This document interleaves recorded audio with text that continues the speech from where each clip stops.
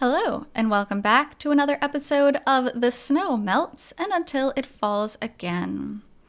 So, this was a novel written by Fumiaki Maruto-san. He is the official writer of White Album 2, and this is just giving us some deeper insight into the White Album 2 story. Specifically, so far we've gotten to know Kazusa's thoughts throughout everything. In the last chapter, it talked about how everyone in class thought Haruki was super annoying, but then they started to come around when he really saved sports day through his meddling, and now they're all giving him tasks to do and listening to his lectures and getting along, and he fits in now. So, let's go ahead and continue on. Leaving that aside, Kazusa cut down on her previous precious sleeping time to write the following report on Kitahara. Haruki Kitahara gives a very bad first impression to everyone he meets. This is true. This is because everyone hates and avoids his repulsive personality by instinct. Anyone who has a favorable impression of him from the start either has very strange tastes or is an idiot. AKA Setsuna later on. I've never encountered a weirdo like him before, and I never will again. However, within just a few days, he overturns that first impression and earns the approval of everyone around him. He makes this happen through careful, meticulous persuasion, using dirty, cowardly tricks like the devil. He deliberately causes trouble within the group that includes him. And, by resolving the trouble himself, he flips around the other person's assessment of him. This is the reputation that comes from being like the delinquent who fed a stray cat. In addition, because everyone's spirits are swept up in the midst of the incident, they can't make a calm judgment. In this way, he steadily increases his supporters, and before you know it, he comes to rule the group. This is so weird. And it's not really true either. There are problems around him that aren't really problems, but Haruki kind of blows them up, like, oh my god, you gotta fill out this paper.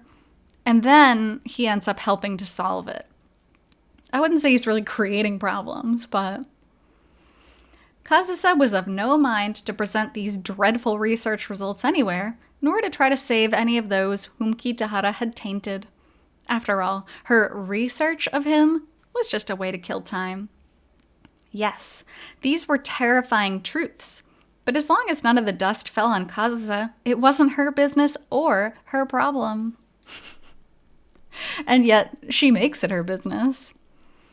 As long as she kept her head down and slept in class, erasing her own presence as much as possible, she wouldn't come under his influence, and neither would she be targeted by his devotees. She was optimistic about this. Good morning, Toma, and happy birthday! It's today, right? May 28th? Yeah, happy birthday. Well, mine's in April, so I won't honor you as my elder or anything, but... So, when he spoke to her that day, she walked away at a brisker pace than usual, fighting back the urge to scream, Where the hell did you find that out, you stalker? Aww. That's so sweet that he remembered her birthday, even though her birthday is kind of a traumatic incident for her and she doesn't really want to talk about it. At least he cares enough to say happy birthday. On time, unlike her own mother. 2 days later, when she saw Kitahara giving birthday greetings to another classmate, she recalled anew that he was just like this with everyone, and without getting excessively self-conscious, she experienced a deep relief. So much relief that she could kick the classroom trash can hard enough to send it flying. Aww. Because deep down, she wants it to be only her. She wants someone to focus on her. Of course, Haruki at this point is just doing it for everyone. That's sad. She had meant to keep on like that, not drawing attention, always ignoring Kitahara no matter how many times he came and talked to her, but circumstances did not progress the way Kazusa wanted. The ones he had brainwashed had started looking at her with lukewarm eyes. In fact, she had actually started to hear people mutter disgusting things like, we can just leave Toma-san to Kitahara-kun. Because he's the only one that can handle her. In particular, when she heard these lines slip out of the female students who normally derisively called him Mr. Chairman, even Kazusa, so aloof and solitary, lost sleep from the despair of being left behind. Oh. With all of this, the number of classmates who spoke to her plainly lessened. With all of this, her irritation with a certain classmate, the only one who spoke to her, increased rapidly. I mean, yes, but in the beginning, people weren't avoiding her because they didn't really know her. And as the days go by and people get to know that, oh, she doesn't want to talk to anybody, she wants to be left alone, of course people are going to talk to you less. Kitahara earned the support of his devotees, disguised as an imposition. And, as though carrying out his duty, he spoke to Kazusa almost every day, interfered with her, worried over her, advised her, and attempted on various fronts to protect her from the teachers and the school. Kazusa found herself driven into a corner, under such stress that she had considered more than once or twice, saying, "What, are you into me or something?" Ripping his pride and her own appearance to shreds, pouring lethal derision onto both of them. Oh, and that's the thing. It's pointed out here, and it's pointed out in a few other White Album 2 bonus stories. Kazusa does not think she's pretty. She does not think she is the epitome of beauty, even though every other narration says that she is. It's so sad. I can't do this anymore. I'm going to talk to that idiot just once. Tell him not to bug me anymore. Not to talk to me anymore. Tell him never to try to deceive me again. And if he still refuses to comply, I'll just have to resolve it with force. Because this is my limit. I'm on the verge of telling him everything that's on my mind. Toma, how much more of a burden do you plan to put on Kitahara? Huh? But as Kazusa held these thoughts, an interference on Kitahara's behalf came at her from somewhere she never would have imagined. Suha-sensei, I appreciate your concern, but I'm her homeroom teacher, and... It was a day in early summer, after end-of-term exams were over, and a momentary relief had spread through the students. Kazusa, called to the staff room, was left briefly dumbstruck by this unexpected name, coming from an unexpected party. See, if the teachers realize how much Haruki is talking to Kazusa, then I'm sure the whole school realizes it. I mean, the students are even talking about it too, so it's not like it's unheard of. This is what happens when you keep giving her special treatment like this. Toma isn't the prize student of the music department anymore. She's at the bottom of the general course.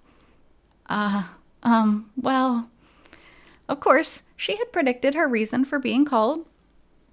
She had heard that she was the only one in her class, in her entire year, in fact, who had managed to fail her exams in every single subject. Yikes, every subject. Granted, I mean, she does sleep through pretty much every class, but geez. It's like you're forcing him to take care of you in everything. So, I didn't ask him to. And of course, she also understood why things had turned out that way. She'd done no lesson prep, no review, hadn't ever even listened in class, always sleeping at her desk or pretending to sleep while diligently observing her seat neighbor. It would have been impossible for her to get more than 30 points on her exams. I understand you made Kitahara apologize for the fact that you were the only one who didn't submit your guidance counseling form on time. And you made him lie for you and say you mistook the deadline. No, I didn't. The chairman decided on his own to do that. So you're putting all of this on him. You're taking advantage of the fact that Kitahara stuck up for you to make everything his fault, and you're just fine with that? I mean, to be fair, yeah, Haruki is sticking his neck out for her. She's right, she never asked for it, but maybe she should take a little more pride in being a student and a human being and try to be better. But in that sense, she wasn't happy at all about being dragged in and blamed for something Kitahara did when he was one of the reasons she had been too distracted to study. Oh, what a stupid crush. Also, Hojo University, are you joking? Do you think for 1 second that you'll be able to get an endorsement? The chairman just said I could put anything. Listen to that, shifting the blame again. Furthermore, the head guidance counselor, Suwa, had been Kazusa's natural enemy since the year before.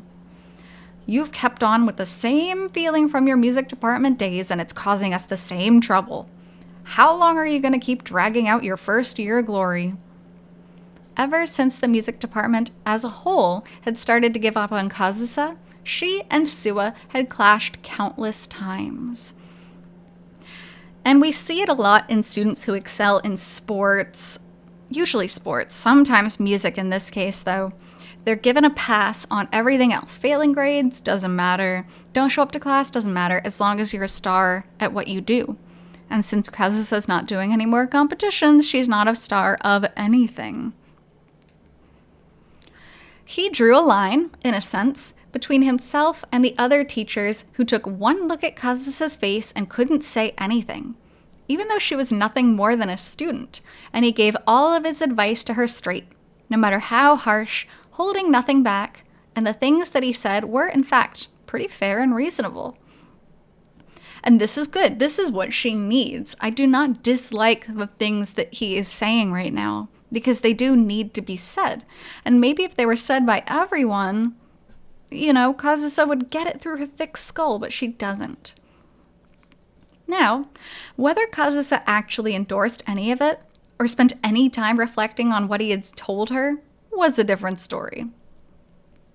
When she interpreted the advice as nastiness, the open attitude as arrogance, the reasoning as petty fault-finding, the mere presence of this single, awful, middle-aged teacher caused Kazusa's misplaced resentment to take even deeper root. You were admitted here because we had hopes for your piano playing. We shouldn't have let you transfer in the first place. I mean, you could just expel me. If you don't need my family's financial contributions, then by all means. What kind of student talks like that? What kind of counselor talks like that? Suwa-sensei, why don't we end this here for today? Toma seems to be doing some reflecting. Really? That looks like reflecting to you? Who's reflecting? Somebody is just trying to end the argument. She could have said it aloud, but the idea of taking Suwa's inflammatory bait made her feel like he was manipulating her, and she wasn't interested in that. I'm not going to listen to this. After slamming the staff room door shut, Kazusa stormed down the hallway, unable to dispel her anger. I mean, she is being a brat. If we push, her trauma aside, everything aside, her excuses, she is a big brat. Failing every single class? No, that's not okay. With her comparatively high stature for a girl, long, slender arms and legs, and model-like figure, Kazusa took long strides, making a picture that normally would have captivated any underclassman who didn't know what she was really like. But the expression plastered on her face did her no favors in terms of elegance. I've never heard of a student being allowed to just use a music room alone whenever she likes. I never asked for it. You all just offered it to me. If your mother could see you now. This has nothing to do with my mother. If I were in your place, I would feel unbearably guilty for saddling my teachers and parents like this. I'm not like you. Either dedicate yourself to studying and keep up with everything else, or I don't have to listen to this. I'm getting out of here. Oh, hey, Toma, there you are. Of course he has to approach her at the worst possible mental moment for her.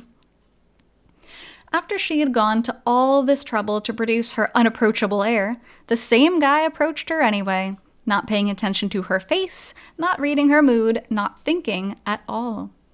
Today was the end of term ceremony, so he should have long since gone home. What did they say? It seems like they were chewing you out for a pretty long time. It had been hell.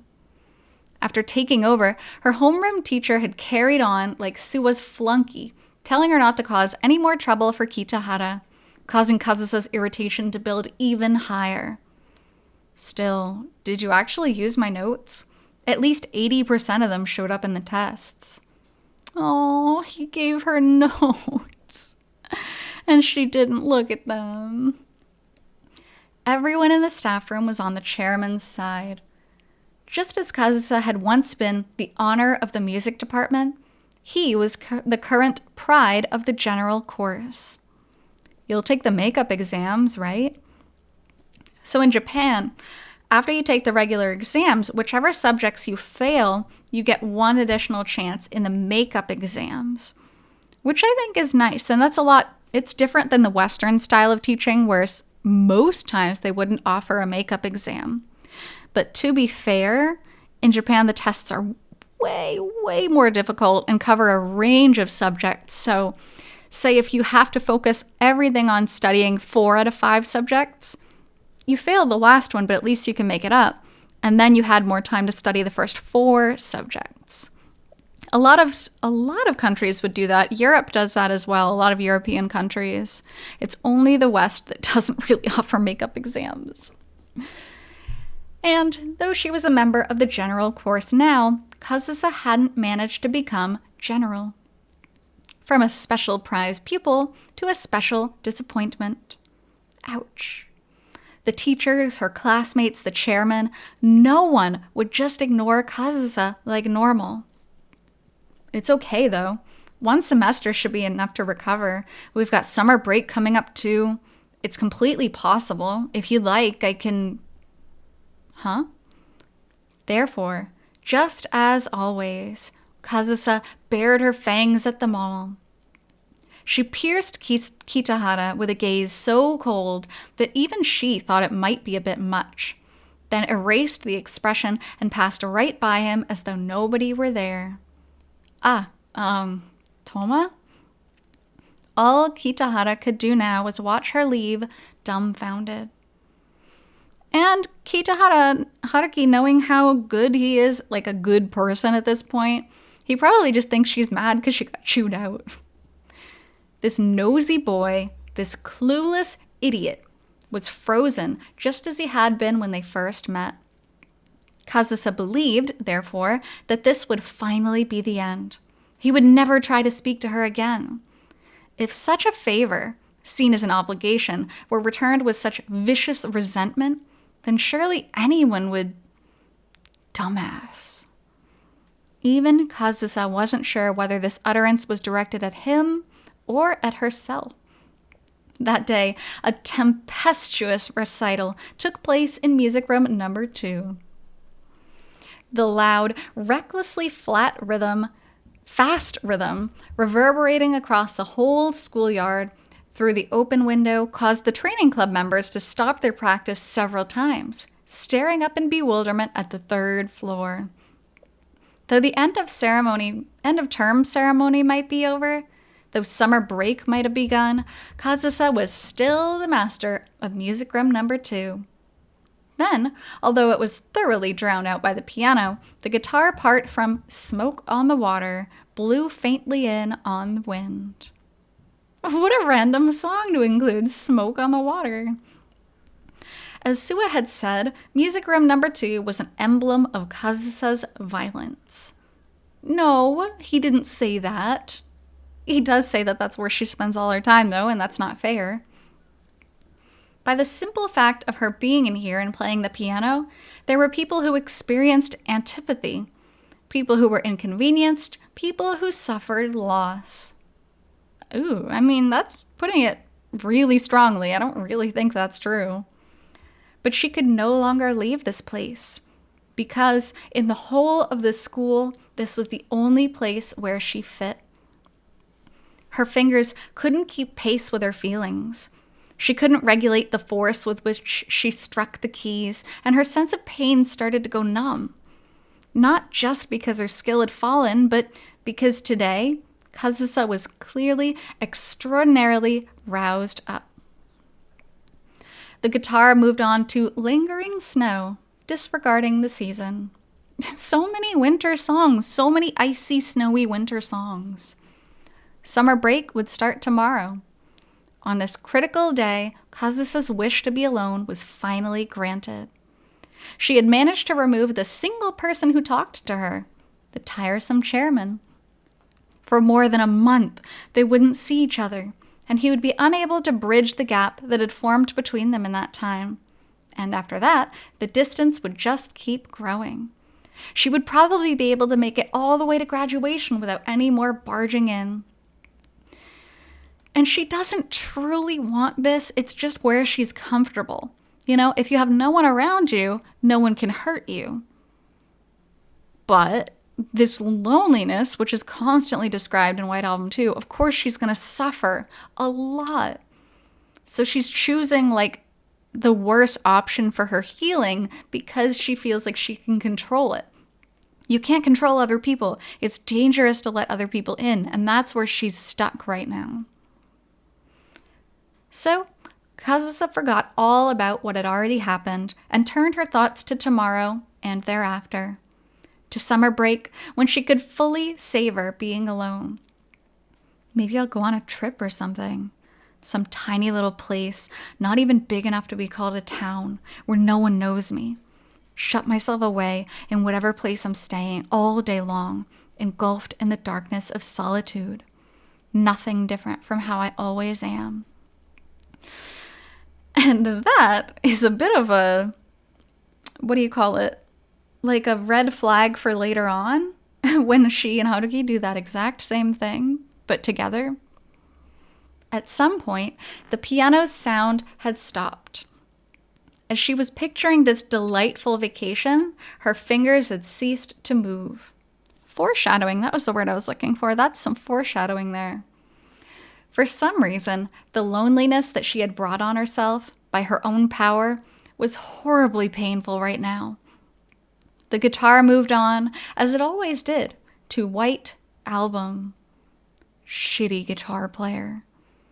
The corners of Kazusa's mouth twitched up as she muttered this, but the area around her eyes was distorted in a way that couldn't really be called smiling.